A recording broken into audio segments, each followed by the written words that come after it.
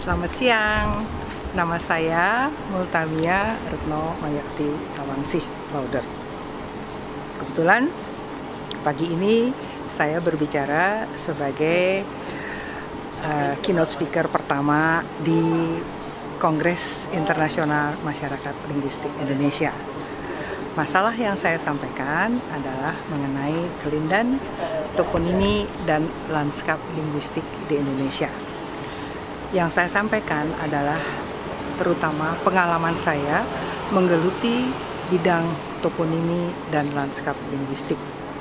Tentunya banyak yang juga bertanya, karena kepakaran saya kan geolinguistik. Apa urusannya dengan toponimi dan lanskap linguistik? Jadi perlu diketahui, untuk geolinguistik itu di awal penelitian selalu menanyakan nama desa, nama sungai, nama danau, dan sebagainya, dan itu terkait dengan nama. Nah, untuk nama itu ilmunya ada di onomastika, khususnya toponimi yang terkait dengan nama tempat. Dan kalau dilihat lebih lanjut, antara nama tempat itu juga ada keterkaitan dengan data lanskap linguistik. Data lanskap linguistik juga lanskap linguistik itu menggunakan data nama tempat. Jadi, untuk toponimi maupun lanskap linguistik menggunakan data yang sama, akan tetapi untuk tujuan analisis yang berbeda. Nah, tadi pada saat saya presentasi, ada yang bertanya mengenai masa depan linguistik itu seperti apa. Apakah masih seperti di zaman Ferdinand de Saussure? Menurut saya, linguistik ya linguistik. Hanya saja kita harus bisa melihat linguistiknya itu yang mana. Karena linguistik itu sendiri terbagi atas dua bagian besar, yaitu mikrolinguistik dan makrolinguistik. Yang mikrolinguistik tentunya lebih terfokus pada masalah struktur dan konstruksi bahasa, sedangkan yang makrolinguistik itu terfokus pada dua subbagian, yaitu terapan dan interdisiplin. Yang terapan itu misalnya seperti perkamusan, penerjemahan, pengajaran bahasa, ya seperti itu. Sedangkan yang untuk interdisiplin adalah seperti bidang saya, geolinguistik atau sosiolinguistik, neurolinguistik, linguistik forensik, seperti itu. Nah, yang tadi saya bicarakan adalah yang terkait dengan linguistik pada bidang makrolinguistik yang interdisipliner. Nah, tentunya dengan demikian data dari setiap bidang itu tidak sama. Ya, kalau untuk lanskap linguistik misalnya kita ingin melihat bagaimana pemakaian bahasa di ruang publik, misalnya untuk gampangnya kita jalan-jalan saja di Margonda.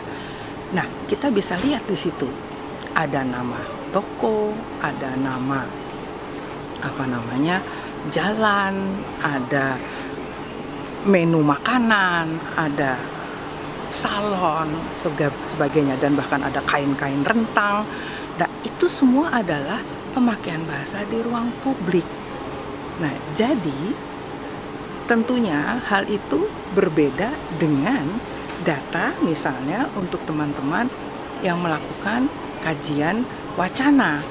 Dia terfokus pada wacana-wacana yang ada di ruang publik dalam arti itu pidato atau wacana yang ada dalam teks. Nah, jadi linguistik adalah linguistik memang, akan tetapi tentu kita harus melihat dulu data yang kita perlukan itu seperti apa. Jadi memang kita bisa melihat ada yang murni linguistik, ya, tapi ada juga yang linguistik yang sudah dikaitkan dengan cabang-cabang ilmu lain.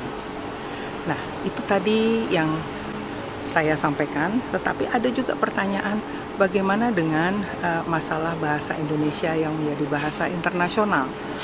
Untuk saya ini adalah suatu kemajuan yang luar biasa sampai Indonesia itu dipercaya untuk menjadi salah satu bahasa internasional di UNESCO. Tapi kita perlu ingat, PBB itu mempunyai banyak sekali organisasinya. Ada WHO, ada UNICEF, kan ya, ada UNESCO, ada Angegen, dan banyak lagi, ada puluhan. Nah, khusus untuk UNESCO ini, bahasa Indonesia sudah diakui sebagai bahasa internasional. Akan tetapi kita juga harus jeli, yang disebut bahasa internasional di sini apa? Yang disebut bahasa internasional di sini adalah official language. Jadi bahasa yang digunakan untuk menerjemahkan semua naskah-naskah yang ada di situ. Jadi kita bisa saja mempunyai naskah dalam bahasa Indonesia lalu diterjemahkan ke dalam bahasa asing lainnya yang ada di UNESCO itu. Jadi di satu sisi kita bangga bahwa bahasa Indonesia sudah diakui sebagai bahasa internasional di UNESCO, akan tetapi kita tidak boleh berhenti di situ karena perjalanan masih panjang, karena ini masih berupa official language, belum menjadi working language, yaitu bahasa yang dipakai untuk berdiskusi, berdebat, rapat. Belum sampai di situ, baru sampai penerjemahannya saja. Nah, jadi kita masih harus berjuang bahasa Indonesia itu menjadi working language. Tidak usah jauh-jauh ke PBB lah, ke United Nations. Kita urus aja dulu di ASEAN ini. Bisa nggak bahasa Indonesia itu menjadi bahasa internasional untuk berdebat, untuk diskusi, untuk rapat? Belum bisa kan? Nah, tetap untuk ASEAN saja masih pakai bahasa Inggris.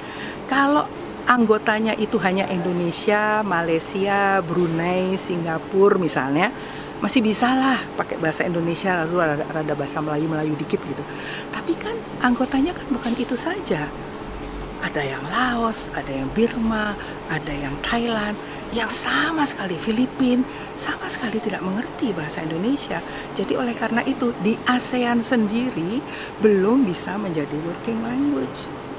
Ya.